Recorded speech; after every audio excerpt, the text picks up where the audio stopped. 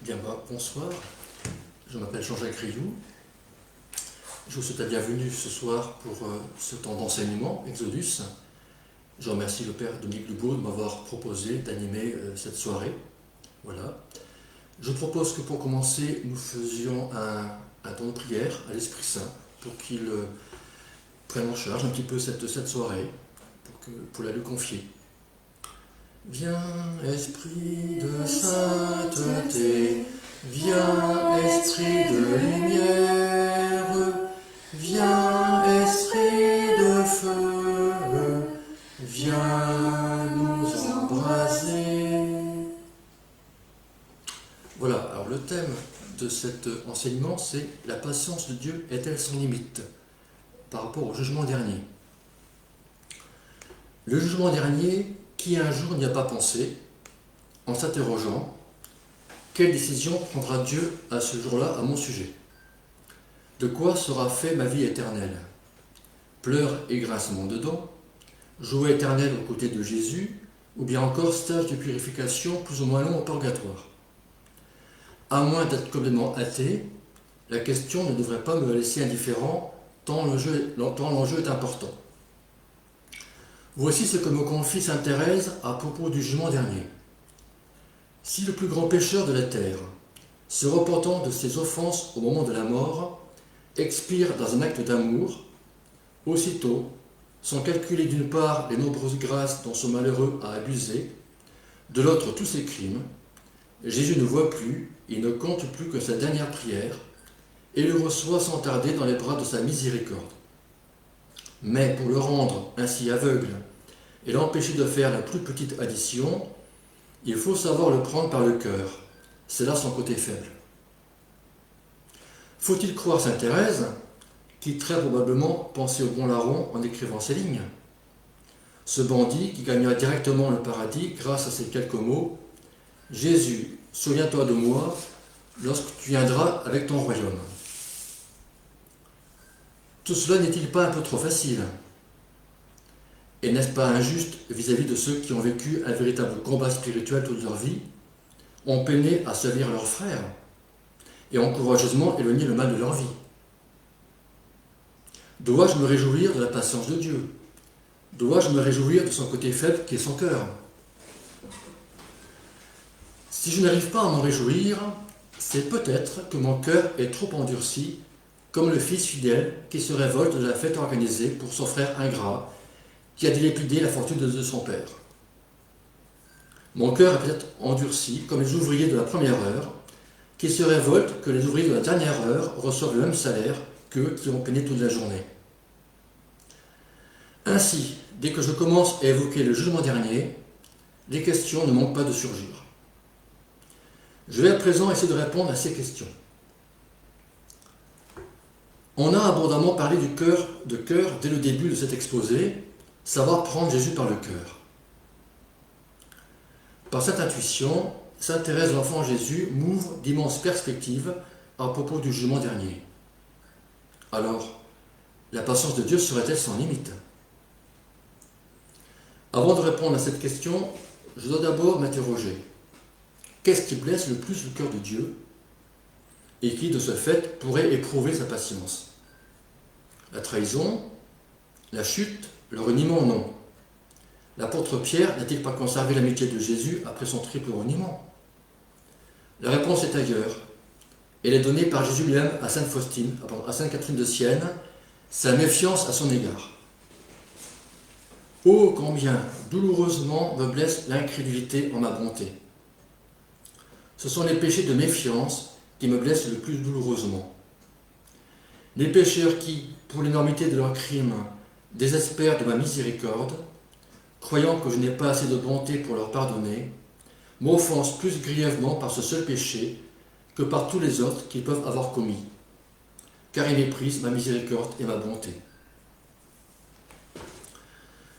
Sachant cela, je me suis fixé comme priorité pour cet exposé de proposer un coupe-feu à la méfiance envers Dieu, drame de tout être humain depuis le péché originel.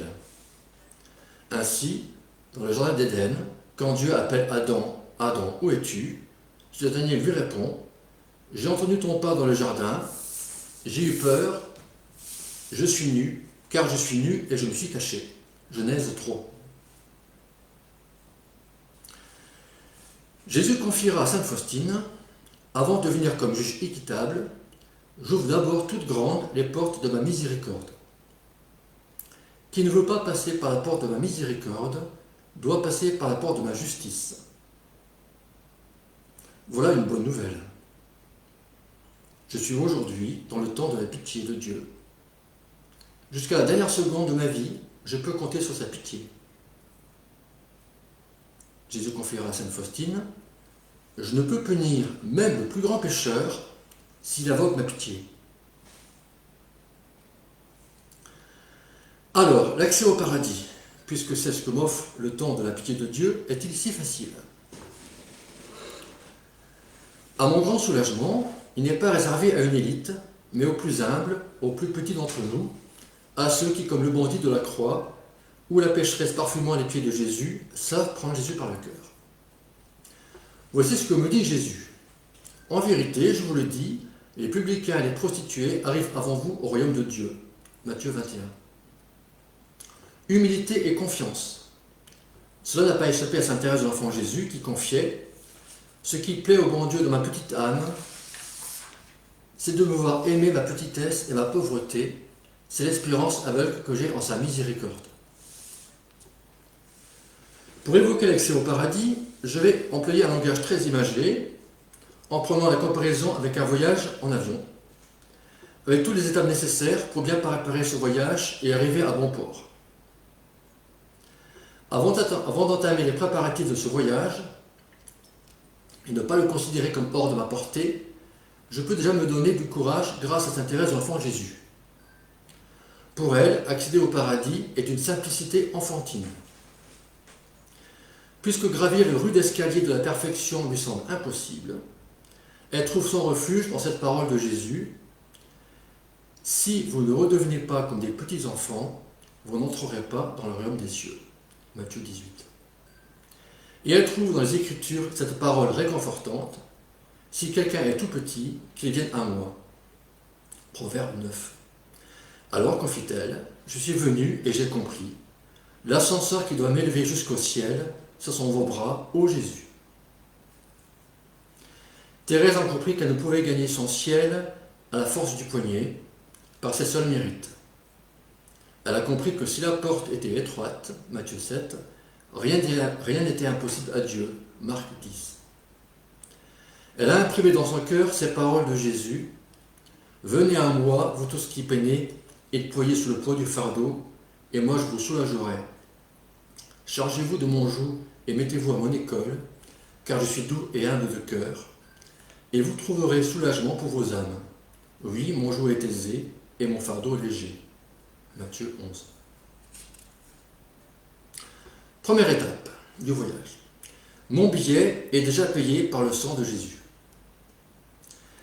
Le voyage vers le paradis, qui commence à ma naissance, et davantage encore à mon baptême, n'est pas un voyage comme les autres. Je rappelle ici que pour en faciliter la compréhension, je vais de manière imagée la comparer à un voyage en avion. Première question. Ce voyage, je l'envisage comment? Comme une destination de luxe hors de ma portée, bien au-delà de mon budget particulièrement serré. Il faut que je sache que je n'ai rien à débourser. Mon billet est déjà payé. Comment? Par le sang de Jésus. En effet, Dieu nous a tout donné par son Fils. Il a envoyé son propre Fils, son Verbe, qui nous a fait tout connaître de lui. Tout ce que j'ai entendu de mon Père, je vous l'ai fait connaître. Jean 15. Avec cette connaissance parfaite du Père, je peux à présent grandir, m'épanouir, car je sais que je suis aimé. Je sais ce que Dieu attend de moi, ma vie a désormais un sens. Je sais que je vais vers le Père, et Jésus me montre le chemin pour me rendre au paradis. Je suis le chemin, la vérité et la vie. Nul ne va au Père que par moi. Jean 14.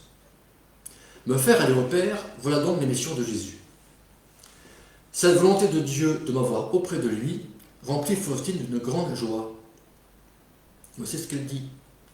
Dieu qui, par ta miséricorde, a daigné appeler le genre humain du néant à l'existence, tu l'as comblé des largesses de la nature et de la grâce. Nous n'étions pas du tout nécessaires à ton bonheur, Seigneur, mais tu veux partager ton propre bonheur avec nous. Et elle ajoute, mais cela paraissait encore trop peu pour ta bonté. Toi, Seigneur, dans ta miséricorde, tu nous donnes la vie éternelle, tu nous admets à ton bonheur éternel et tu nous fais participer à ta vie intérieure. Participer à la vie intérieure de Dieu nécessite cependant une absence totale de méfiance. C'est la raison pour laquelle Jésus est venu briser cette attitude infernale.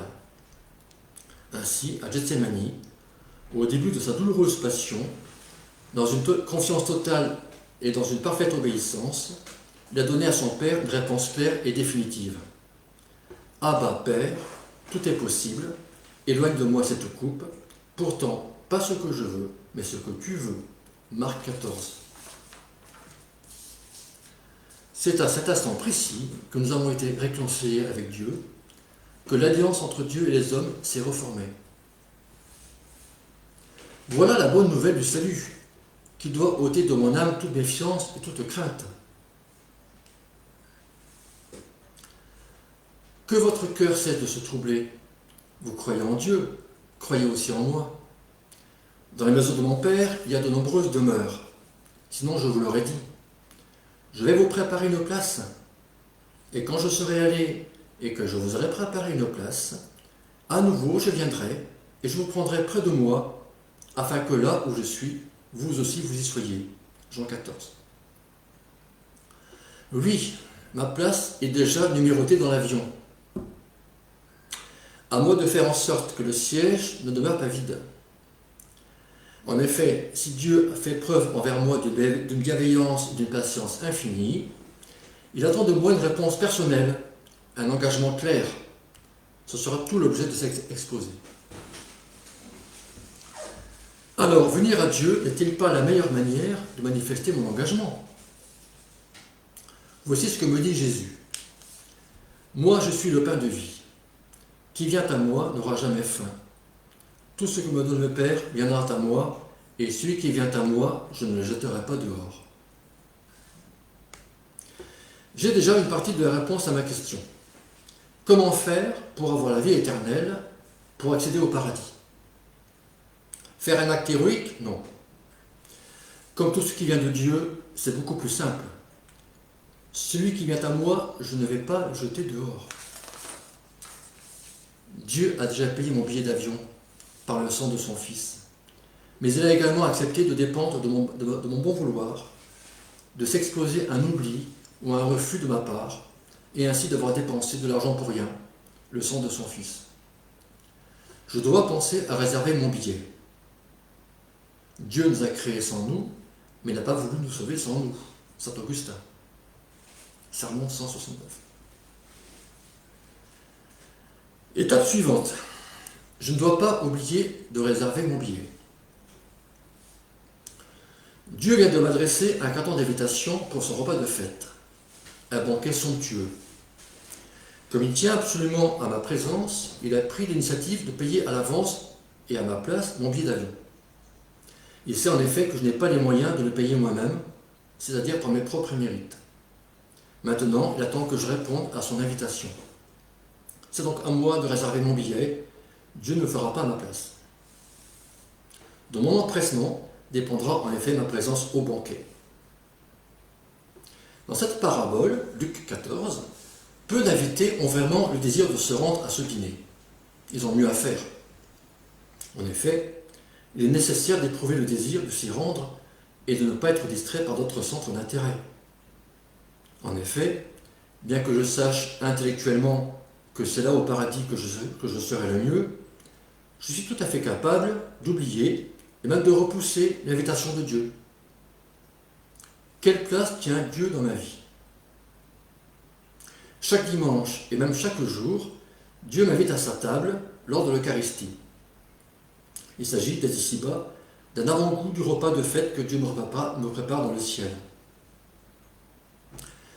comment pourrais-je avoir le désir du ciel, du banquet céleste, si déjà, dès cette vie terrestre, je n'ai même pas le désir de me rendre 1 heure par semaine au repas du Seigneur, de prendre ces nourritures célestes que sont le corps et le sang de Jésus, et ainsi de m'unir à lui. Le dîner de cette parabole est synonyme d'amour. C'est lui qui m'invite à tout faire pour me rendre heureux. Il a mis les petits plats dans les grands. Il est tellement joyeux de ce repas de fête qu'il a su mettre en valeur. Il est tellement heureux de partager son bonheur qu'il veut que sa maison soit pleine à craquer et que l'on aille de force chercher toutes les personnes rencontrées à la croisée des chemins. Et si c'était ce désir profond de Dieu de m'avoir à sa table qui me touchait profondément et m'amenait, in fine, à accepter son invitation. Étape suivante. À l'agence de voyage, Marie allégera mes formalités. L'homme a été créé pour le ciel. Le démon a brisé l'échelle qui y conduisait. Notre Seigneur, par sa passion, nous a reformé une autre échelle. La très sainte Vierge est en haut de l'échelle et la tient à 2 mains. Cette réflexion du Saint curé d'Ars résume à merveille le rôle de Marie dans mon salut. Marie a participé de manière active à ma rédemption et elle continue aujourd'hui encore à agir sans se lasser pour que je séjourne un jour au paradis auprès de son Fils. Sans elle, sans ses grâces, je ne serais pas assez fort, pas assez mûr pour accéder au paradis. C'est pour cette raison que Jésus, du haut de la croix, a confié l'apôtre Jean, et par la même occasion la multitude, à sa mère. « Femme, voici ton fils ». Sainte Thérèse souligne le rôle important de Marie dans notre salut. Le Sauveur connaissait ton immense tendresse, il savait les secrets de ton cœur maternel, refuge des pécheurs, c'est à toi qu'il nous laisse quand il quitte la croix pour nous attendre dans le ciel. Sachant cela, il ne faut pas que j'hésite à me rendre à mon agence de voyage, car Marie travaille à tout instant pour mon salut, pour m'alléger les formalités à accomplir. Étape suivante. Je dois utiliser avec humilité la navette que Dieu met à ma disposition pour me rendre à l'aéroport. Sainte Thérèse m'invite à présent à emprunter la navette de Dieu pour me rendre à l'aéroport, sa fameuse petite voie, plutôt que d'utiliser mon routier en 4x4 avec le risque d'être bloqué dans les embouteillages et de rater mon avion. Car large et spacieux est le chemin qui mène à la perdition, et il en est beaucoup qui s'y engagent. Matthieu 7. Cette petite voie est un chemin nouveau de paix et de joie. En voici un résumé. Voici ce que dit sainte Thérèse. J'ai toujours constaté, lorsque je me suis comparé aux saints, qu'il existe entre eux et moi la même différence qu'il existe entre une montagne dont le sommet se perd dans les cieux et le grain de sable foulé sous les pieds des passants. Au lieu de me décourager, je me suis dit, le bon Dieu ne saurait inspirer des désirs irréalisables. J'ai pu donc, malgré ma petitesse, aspirer à la sainteté. Me grandir, c'est impossible. Je dois me supporter tel que je suis, avec toutes mes imperfections. Mais je veux chercher le moyen d'aller au ciel par une voie bien droite, bien courte, une petite voie toute nouvelle. Maintenant, ce n'est plus la peine de gravir les marches d'un escalier. Chez les riches, un ascenseur le remplace avantageusement. Alors j'ai recherché dans les livres saints l'indication de l'ascenseur et j'ai trouvé ces mots sortis de la bouche de la sagesse éternelle. Si quelqu'un est tout petit, qu'il vienne à moi. L'ascenseur qui doit m'élever jusqu'au ciel sur son gros bras, ô Jésus. Pour cela, je n'ai pas besoin de grandir. Au contraire, il faut que je reste petite, que je devienne de plus en plus. Question, que dois-je faire pour rester petit? Tout simplement accepter ma misère. Il faut que je jette tout aux pieds de Jésus qui se met à mon service. Mes scrupules, mes faiblesses, mes angoisses, mes péchés. Seule ma faiblesse déclenche la descente de Dieu vers moi, comme l'affirme sainte Thérèse. Car le propre de l'amour, c'est de s'abaisser. Et elle ajoute, rangeons-nous humblement parmi les imparfaits, estimons-nous être des petites âmes qu'il faut que le bon Dieu soutienne à chaque instant. L'âme humble évitera ainsi ce grand danger qu'est l'amour-propre. Voici ce que confie sainte Thérèse. J'arrive à pratiquer le bien, je suis une personne bonne et vertueuse, et j'ai une grande confiance en Dieu. Et voilà, qu'il m'arrive un moment difficile, je tombe dans une faute qui m'humilie beaucoup. Je tombe alors dans une certaine tristesse et un découragement, et ma belle confiance en Dieu disparaît. Qu'est-ce que cela veut dire? Ce que j'ai appelé confiance en Dieu était en fait une confiance en moi-même. Si lorsque je vais mal, la confiance disparaît, cela prouve que le fondement de la confiance est en moi-même, en mes œuvres. Si ma confiance reposait vraiment en Dieu, que j'aille bien ou que j'aille mal, que je sois satisfait ou mécontent de moi-même, elle ne devrait pas changer. Étape suivante. Dieu ne retirera pas le billet à ma place. Faisons le point.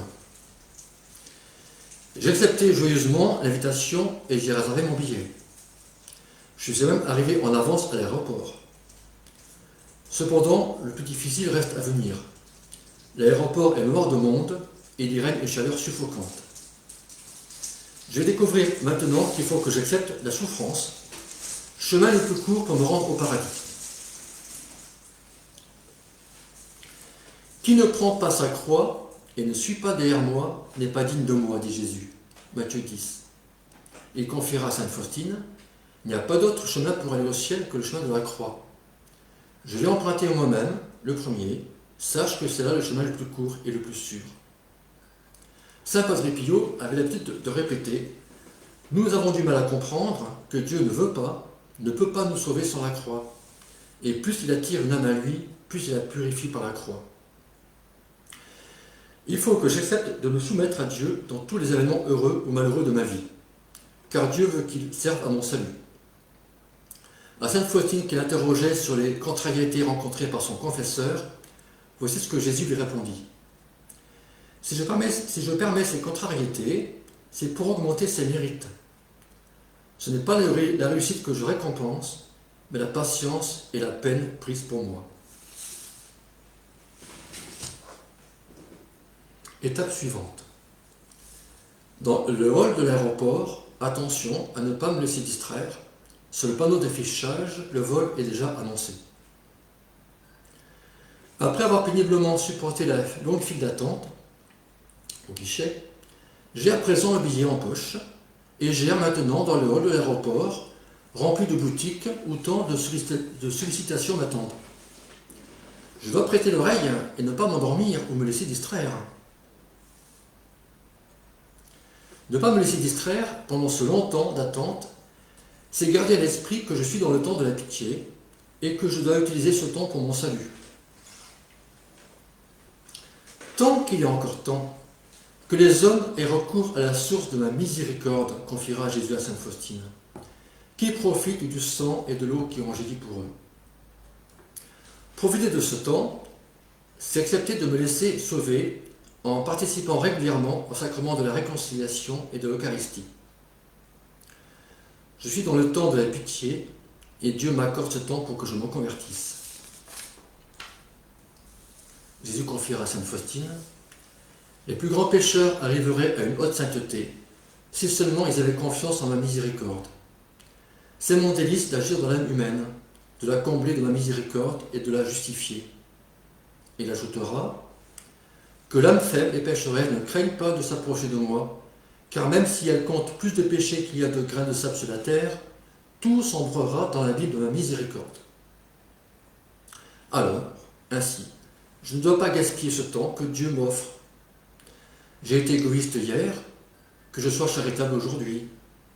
Hier, j'étais ingrat envers Dieu, que je sois reconnaissant aujourd'hui. Étape suivante. À la douane, que vais-je déclarer? Dieu n'écoute pas mes demandes en fonction de mes mérites.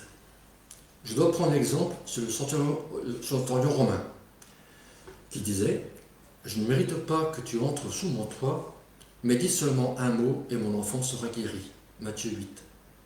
Le Romain se sait indigne, Mais sa confiance en Jésus met au second plan son sentiment d'indignité. Comme le centurion romain, qui mise tout sur la bienveillance de Jésus à son égard, il faut moi aussi que je mise tout sur la bienveillance du douanier, c'est-à-dire Dieu. Je me réjouis que les âmes me demandent beaucoup, car mon désir est de donner beaucoup et de donner abondamment. Par contre, je m'attriste si les âmes me demandent peu, si elles resserrent leur cœur, confiera Jésus à sainte Faustine. Tout déclarer à la douane, y compris et surtout sa misère, est de cet ordre. Car cela sous-entend que j'accepte d'avoir affaire à la miséricorde de Dieu.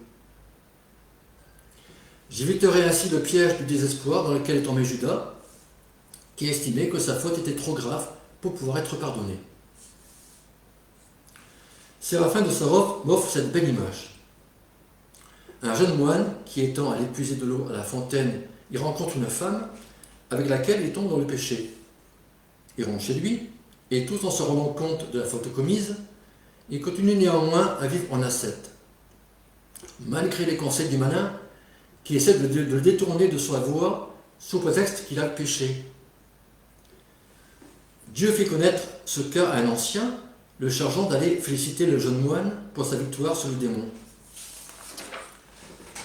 Jésus confiera à sainte Faustine: le désespoir est le plus grand obstacle à la sainteté.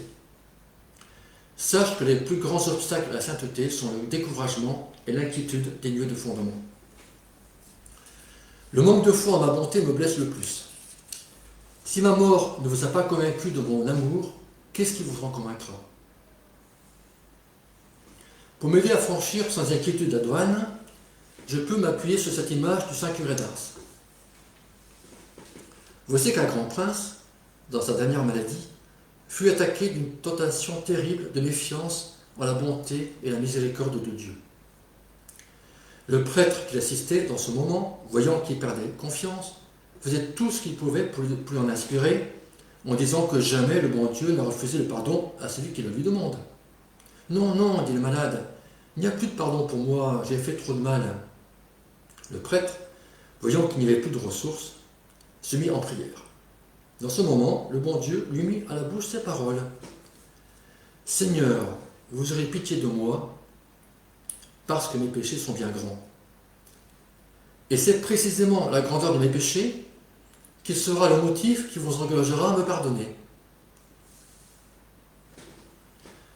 C'est exactement cela, l'intuition qu'avait Monseigneur Languet de Girgy. Voici ce qu'il disait. Ce n'est pas un obstacle à recevoir la miséricorde de Dieu que d'être pécheur. Il semble au contraire que c'est un motif qui peut aider à l'espérer encore davantage. Un prince a fondé un hôpital magnifique. Tous les pauvres, sans exception, y sont reçus et traités avec soin. Et les malades, les estropiés, ceux qui sont couverts d'ulcères et de haillons, désespèrent-ils d'y entrer à cause de leur misère? Ne pense-t-il pas au contraire que la porte d'une maison destinée à recevoir tous les misérables ne sera point fermée aux plus misérables de tous?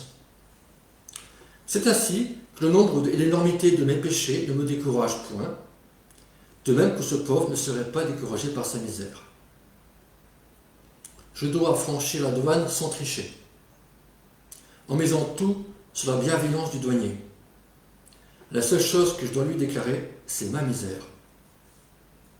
Pour Jésus, la misère de mon âme n'est pas un obstacle à sa patience. Bien au contraire, il ne voit plus que mon humilité.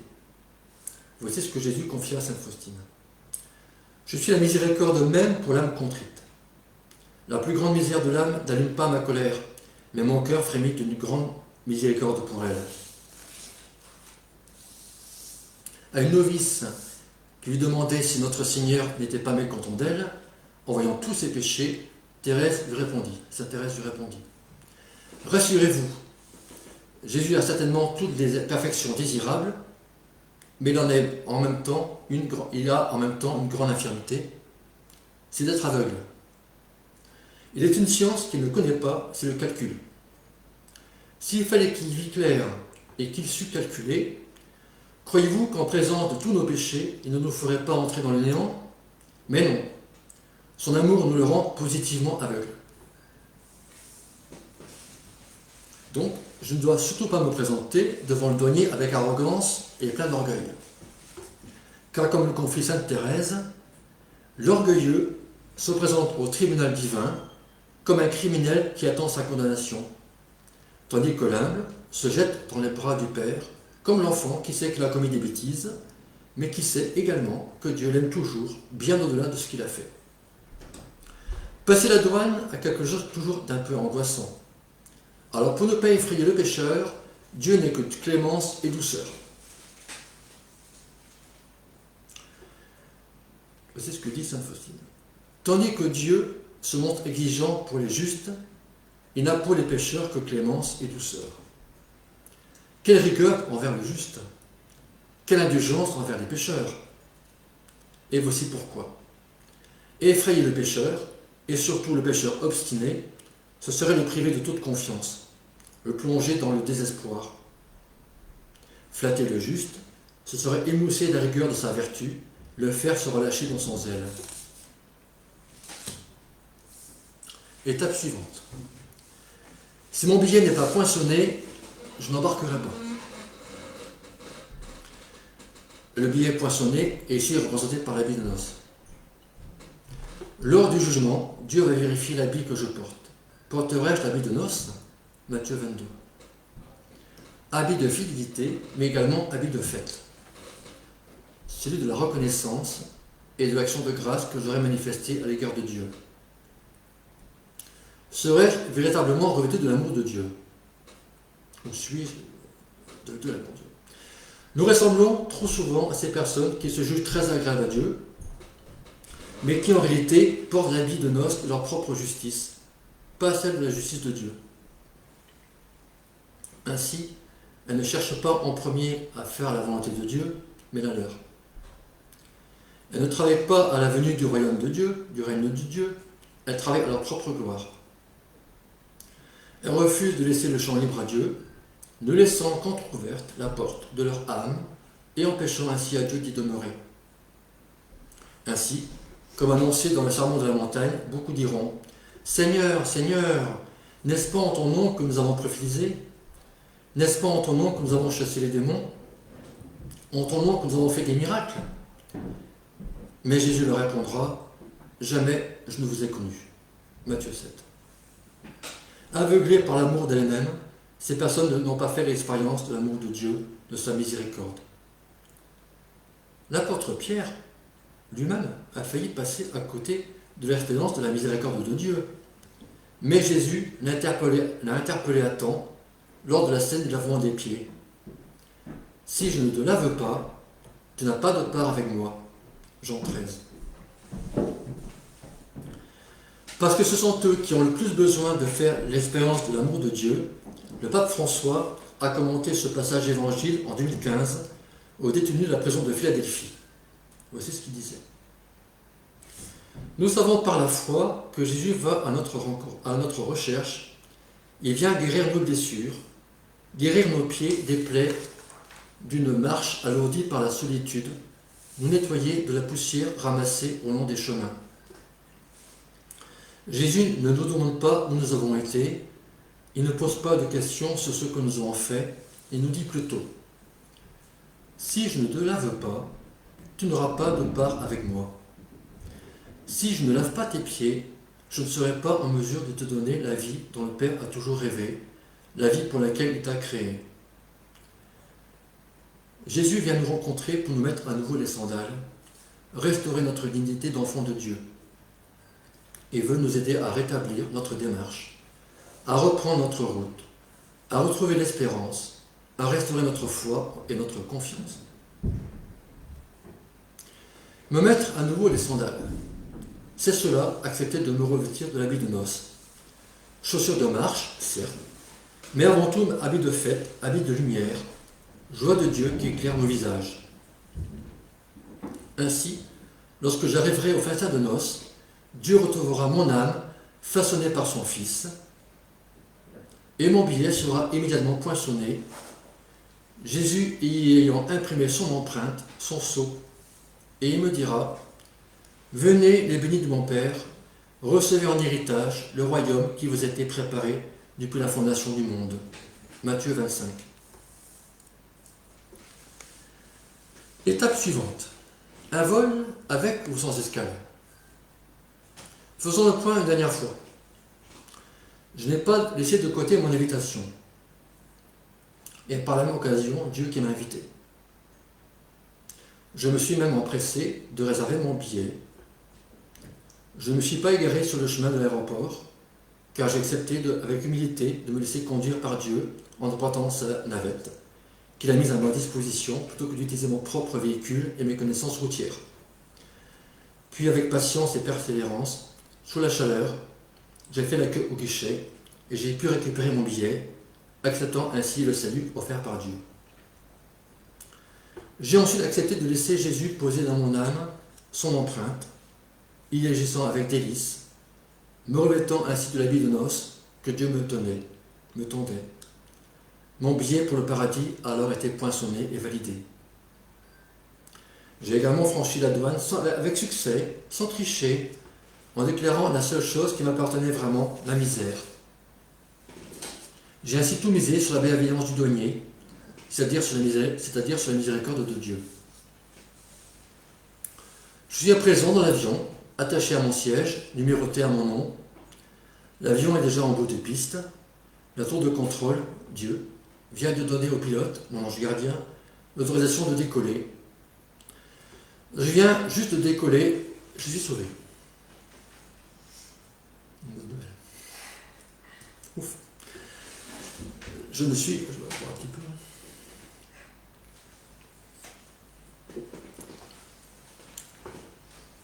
Je ne suis cependant pas encore arrivé à destination.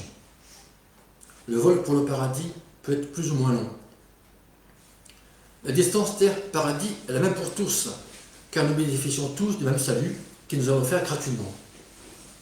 Ce qui fera la différence, c'est l'amour que j'aurai manifesté durant ma vie. Si dans ma vie, je n'ai pas fait le plein de carburant, c'est-à-dire le plein de charité et de miséricorde, j'aurai besoin pendant le vol vers le paradis de faire une escale technique pour refaire le plein de kérosène afin d'éviter la panne. Cette escale technique, purificatrice, c'est le purgatoire. Ceux qui séjournent, ce sont ceux qui ne reflètent pas suffisamment la lumière de Dieu, qui ne rendent pas assez gloire à Dieu. Quand le Fils de l'homme viendra dans sa gloire, il séparera les gens les uns des autres, tout comme le berger sépare les brebis des boucs. Il placera les brebis à sa droite et les boucs à sa gauche. Alors le roi dira à ceux de droite, « Venez les bénis de mon Père, recevez en héritage le royaume qui vous a été préparé depuis la fondation du monde, car j'ai eu faim et vous m'avez donné à manger. » Matthieu 25. Les âmes du purgatoire sont cependant sauvées. Elles savent que tôt ou tard, elles seront aux côtés de Dieu dans le paradis. À présent, je prends quelques minutes pour me poser cette question. Comment aimer mon prochain? Aimer mon prochain ne peut se faire véritablement qu'en imitant Jésus lavant les pieds de ses disciples. Jésus me dit ceci, « Celui qui voudra être le premier parmi vous sera l'esclave de tous. Aussi bien, le Fils de l'homme n'est pas venu pour être servi, mais pour servir et donner sa vie en rançon pour la multitude. » Marc 10. L'amour du prochain commence déjà par lui offrir mon pardon. Car moi-même, j'ai été pardonné par Dieu, alors que j'étais encore pécheur. Ceci afin que Jésus n'ait un jour à me dire lors du jugement, « Ne devais-tu pas, toi aussi, avoir pitié de ton compagnon, comme moi j'ai pitié de toi ?» Matthieu 18. Pardonnez afin d'échapper au jugement. Si vous remettez aux hommes leurs manquements, votre Père céleste vous remettra aussi. Si vous ne remettez pas aux hommes, votre Père non plus ne vous remettra pas vos manquements. Matthieu 6. Cette capacité à aimer Dieu et mon prochain, je la trouverai en participant à l'Eucharistie. À la Sainte Messe, comme les vierges prévoyantes, Matthieu 25, je puiserai l'huile nécessaire pour remplir ma lampe. Carburant indispensable pour que mon vol se déroule dans de bonnes conditions, c'est-à-dire sans escale.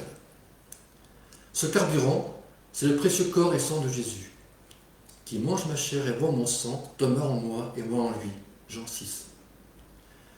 Comme je suis incapable de me rendre au ciel par mes propres moyens, Jésus me permet par ce petit bout d'hostie d'accéder à la vie éternelle. Moi, je suis le pain vivant. Si quelqu'un mange de ce pain, il vivra pour toujours.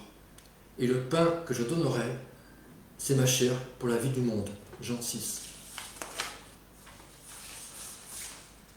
Carlo Acutis, bienheureux Carlo Acutis disait aussi, lui qui allait à la messe tous les jours, que la messe était l'autoroute pour le paradis. Il était béatifié en 2020, il était mort à l'âge de 16 ans. Étape suivante, un atterrissage tout en douceur. Au micro, l'hôtesse annonce que l'avion commence sa descente vers le paradis. Comment Dieu accueille-t-il ses enfants au paradis? Que vos reins soient sains et vos lampes allumées. Soyez semblables à des gens qui attendent leur maître à son retour de noces pour lui ouvrir dès qu'il viendra et frappera. Heureux ce serviteur que le maître, en arrivant, trouvera en train de veiller. En vérité, je vous le dis, il se scindra, les fera mettre à table, et passant de l'un à l'autre, il les servira. Luc 12.